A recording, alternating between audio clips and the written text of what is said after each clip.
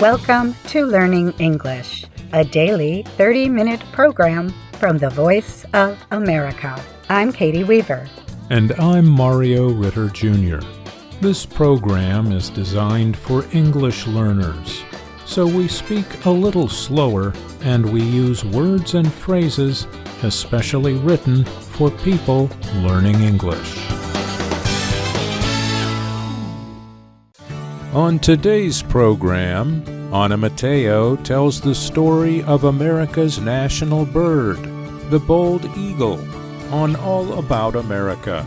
Years ago, the bird of prey seemed like it might disappear, but today it has recovered and is no longer threatened. Next, Brian Lynn reports on the successful moon landing of a private spacecraft operated by Firefly Aerospace in the state of Texas.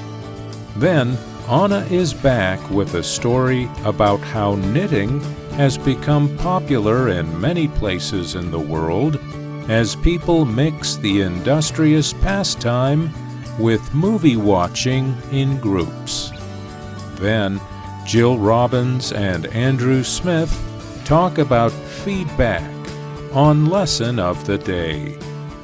But first, we hear from Ana.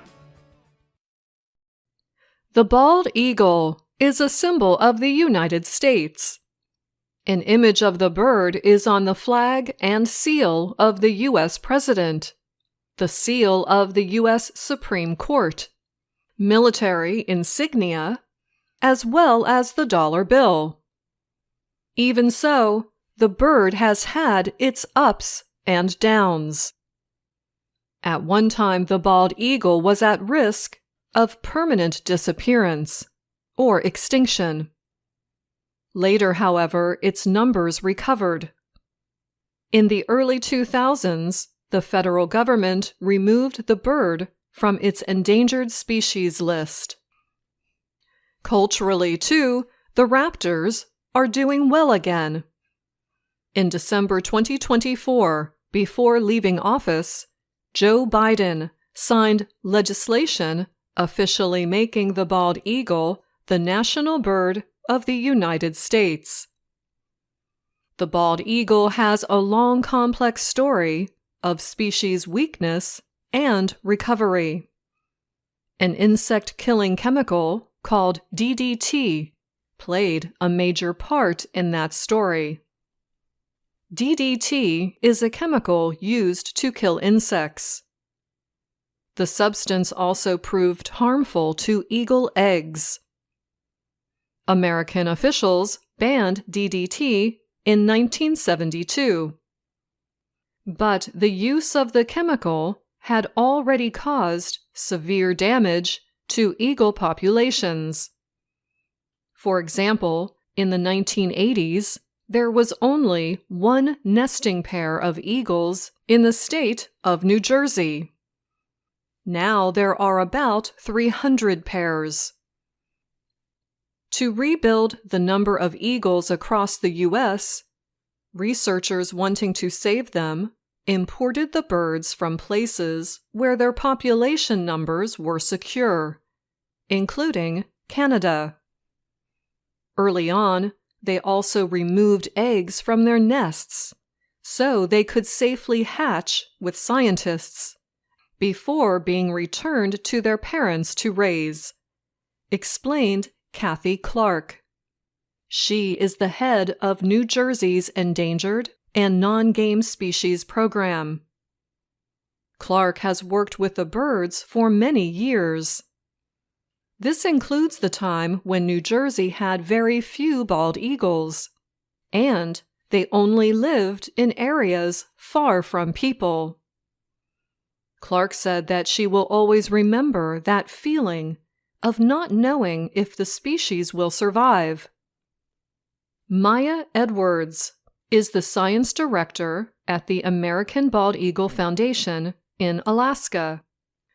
She says the species represents one of the few conservation success stories of animals that came close to disappearing permanently from America. I think now it's really important to make sure people know that story and learn from it, she said. Clark said the Eagles have taught officials some lessons. One is that the raptors are good at changing to fit their environment. The birds now live in parts of New Jersey that are dense with people. But the birds still face dangers in such areas. Jillian Fazio is director of the Essex County Turtleback Zoo in northern New Jersey. She said the zoo rescues a number of birds hit by cars. The zoo is also home to Freedom, a bald eagle named by the caretakers. Freedom was rescued hanging from a tree in Minnesota after he got caught in some rope. He was injured so badly that he cannot be returned to the wild, Fazio said. A lack of eagle habitat and prey also threatens the species.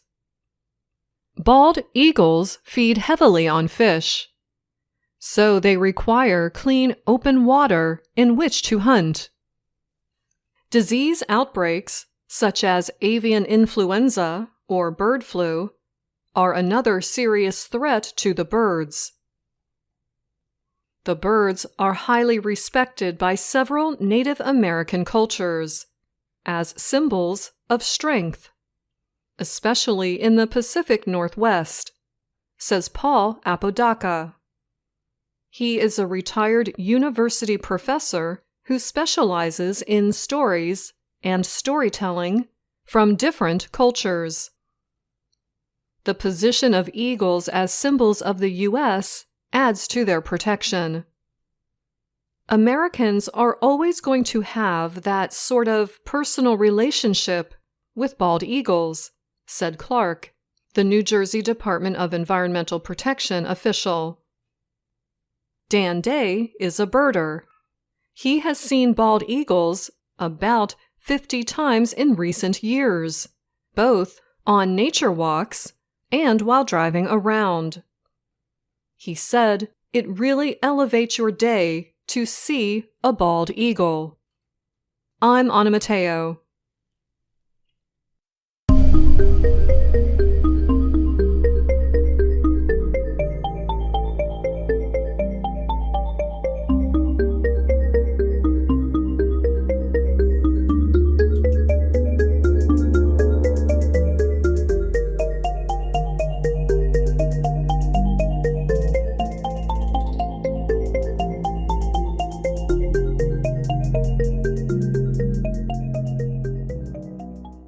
A private spacecraft carrying several science experiments has successfully landed on the moon.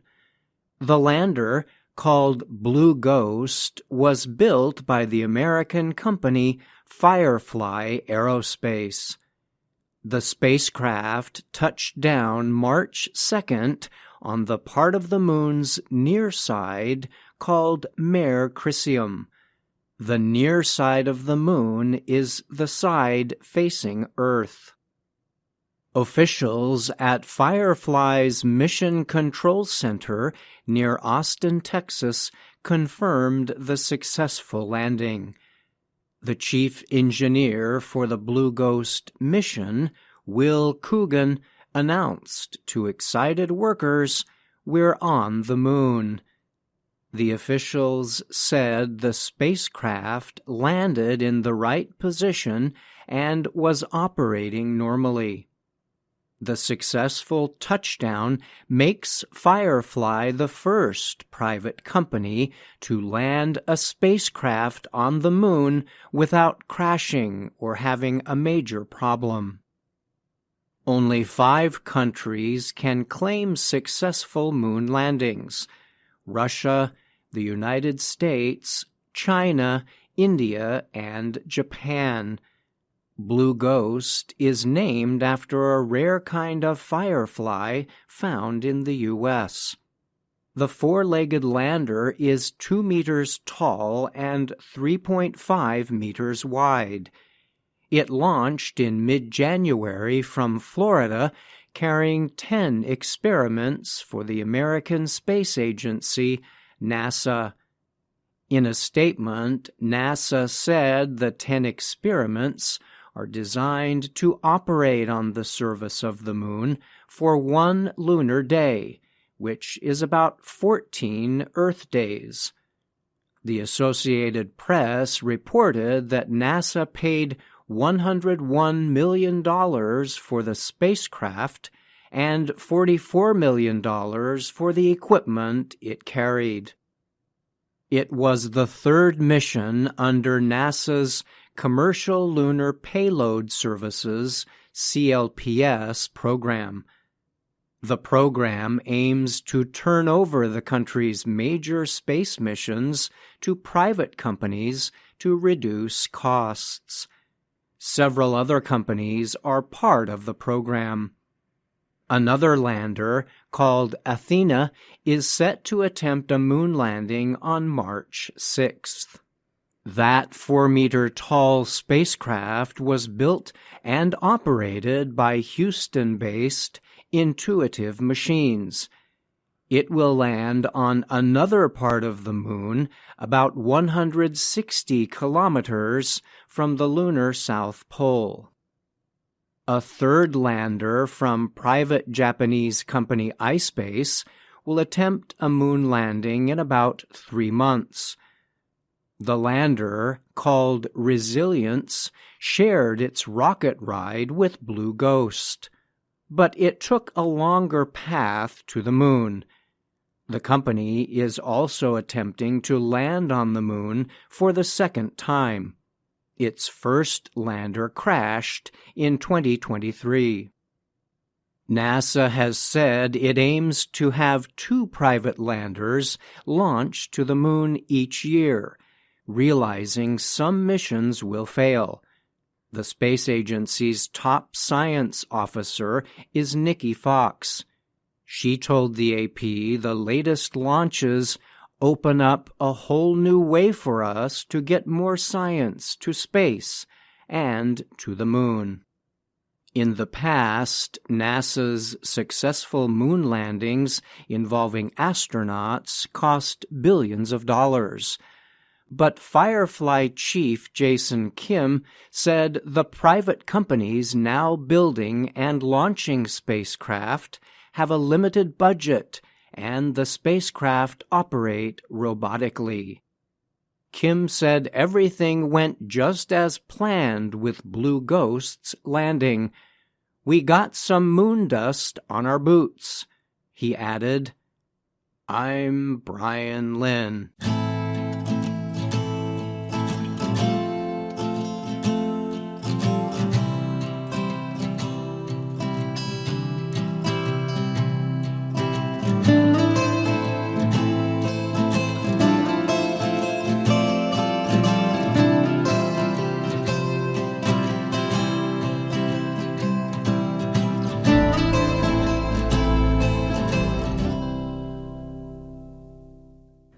Nearly 200 people in Vienna, Austria, gathered recently to enjoy 2 fun activities at the same time. They worked with needles and yarn, and they watched a movie together called The Devil Wears Prada. It sounds a bit like a grandmother, but it's relaxing. And what's wrong with letting the grandmother in us express herself, joked Austrian Alexander Koch. He is a 28-year-old who crochets. Knitting or crocheting while watching movies has gained popularity in Europe. Louisa Palmer was one of the organizers of the event. Palmer said that during the COVID-19 pandemic, a lot of people started knitting during the lockdown alone at home. Palmer launched the knitting evenings once a month at Votive Kino, a place to watch movies in the center of the Austrian capital. Now we need to find ourselves in real life.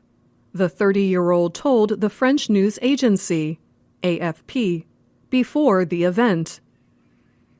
People are knitting, eating, or even breastfeeding babies while watching a movie. This movement is the latest attempt to add different things to the movie-watching experience, said Lisa Stoltz. She is a spokesperson for Votive Kino, the movie house. To avoid knitting mistakes, a soft light remains on during the movie. This also helps to increase exchanges between the attendees. Organizers based their event on similar ones in the United States, Northern Europe, Germany, and France. Since launching in December of 2024, the movie events in Vienna are usually full. I usually knit while watching movies or listening to podcasts at home. So movie theaters are the perfect place for this activity, said Kaya Fospanik. She is a 23-year-old fashion student. As the movie plays, the colorful projects take shape. The film takes a back seat, meaning it is less important than the work of knitting or crocheting. Everyone shows off their work. Experienced knitters and crocheters help beginners learn new skills. You can come alone and knit in silence to relax. But if you are looking for company, this kind of event seems to me to be the right choice, said Judith Haslova. She is another organizer of the event. People attend the events for several reasons. Some say the events let them reconnect with something real that is not on a computer. Others say they can slow down a little. Palmer said doing something with your 10 fingers is still more rewarding than working at a computer all day. She added that picking the right movie is also important. Palmer likes to watch a good cozy comedy that she has already seen. She joked that it is best to avoid scary movies. They can make you jump, causing you to lose your place in your knitting. I'm Anna Mateo.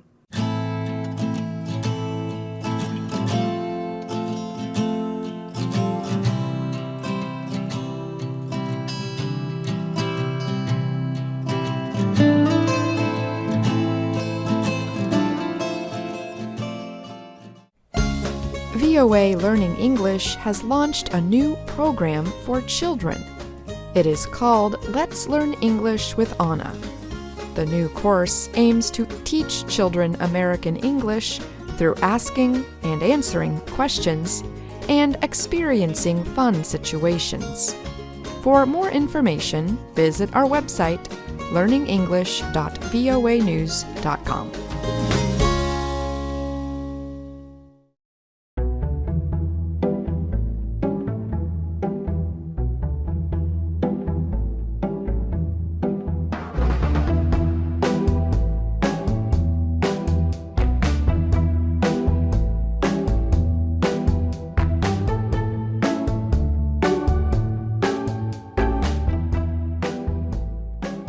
Hello, my name is Anna Mateo. My name is Jill Robbins. And I'm Andrew Smith. You're listening to the lesson of the day on the Learning English podcast. Welcome to the part of the show where we help you do more with our series, Let's Learn English. This series shows Anna Mateo in her work and life in Washington, D.C. In Lesson 41 of the Let's Learn English series, Anna is going to receive a review of her work from her boss, Ms. Weaver. A work review often lets an employee know what they are doing well and what they could improve. That means Ms. Weaver will give Anna some feedback. Andrew, I think feedback is an important word to know, especially as it relates to work or job performance. I agree. And you can get feedback about almost any kind of thing you are working on.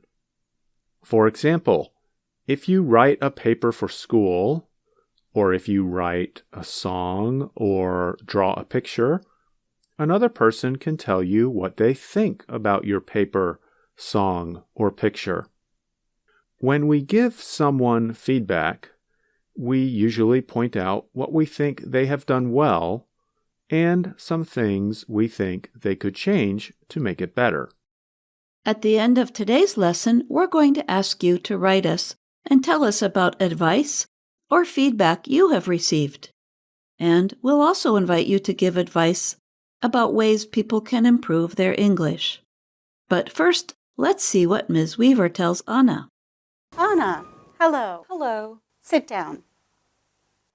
As you know, at the start of a new year, we have a work review.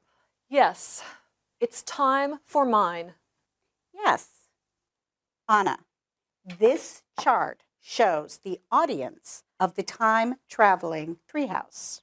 If you look at it, you will see something bad. Your audience is going down, down, down. Ms. Weaver, I think the chart is upside down. Here, let's flip that around. Now it's right side up. If you look at this chart, you will see something good. Your audience is big. Good. But not big enough. Not good. I want to see these numbers go up and up and up. It sounds like Ms. Weaver is very ambitious. That's spelled A-M-B-I-T-I-O-U-S.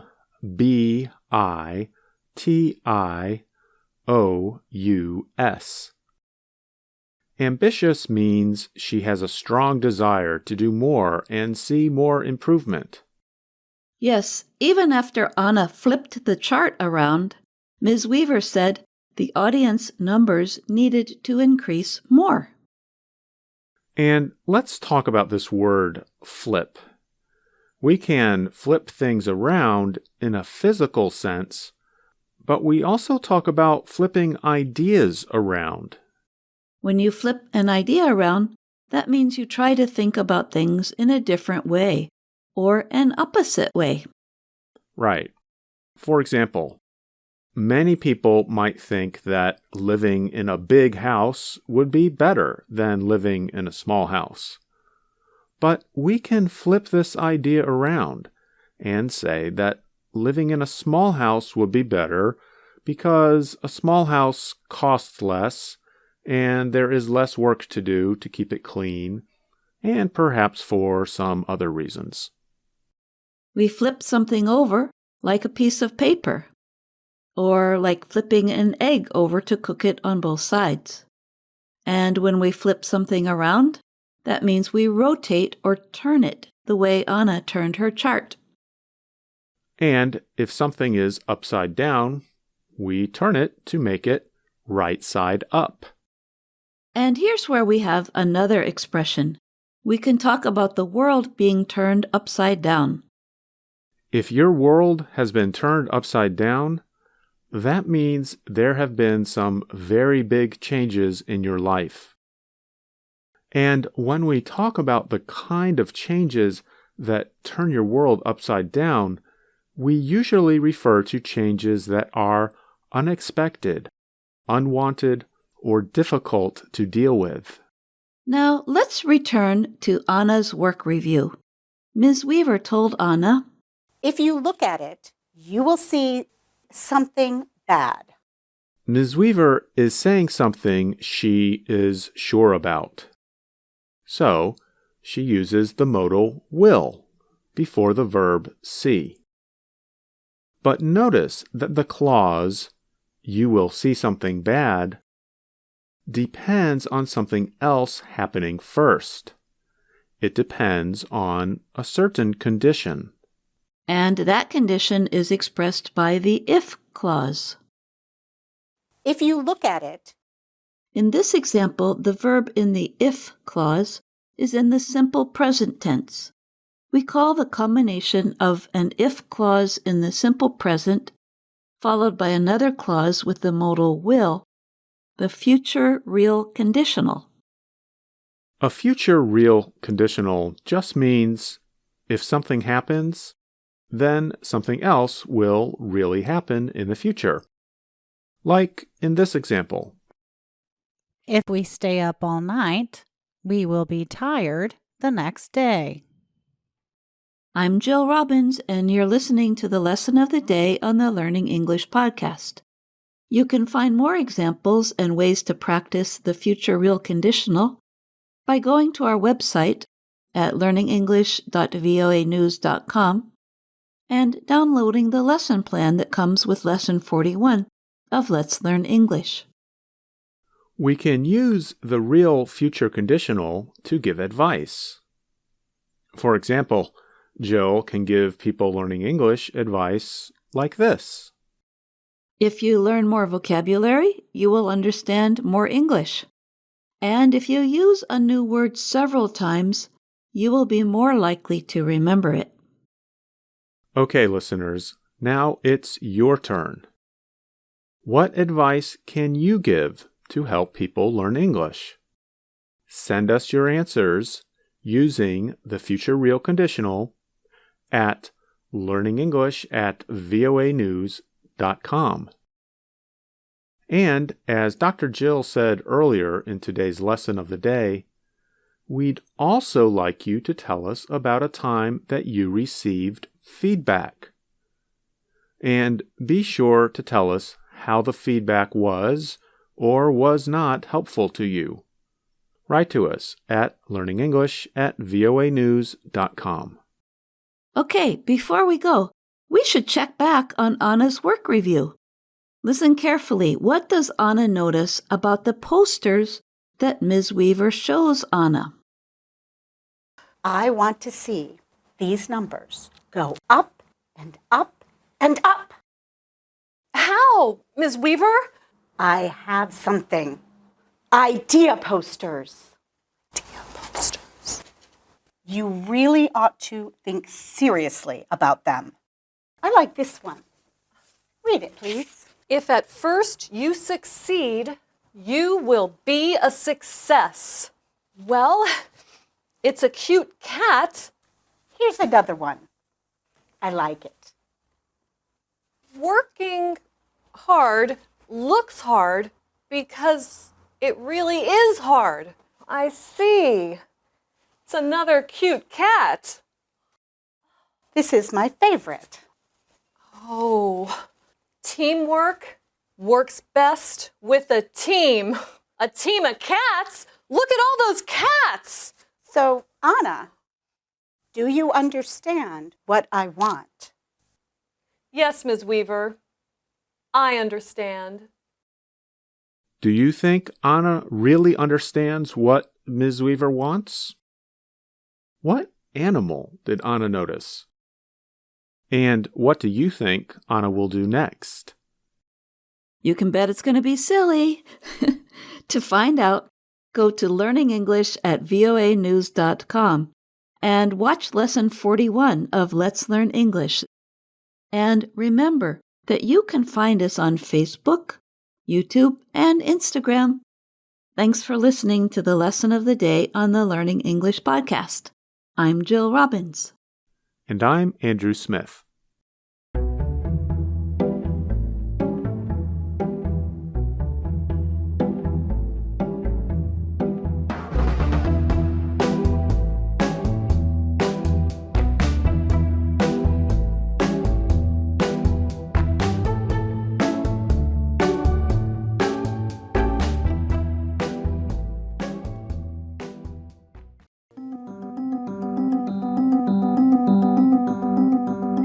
That's our show for today.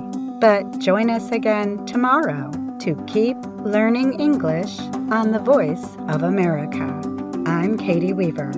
And I'm Mario Ritter Jr.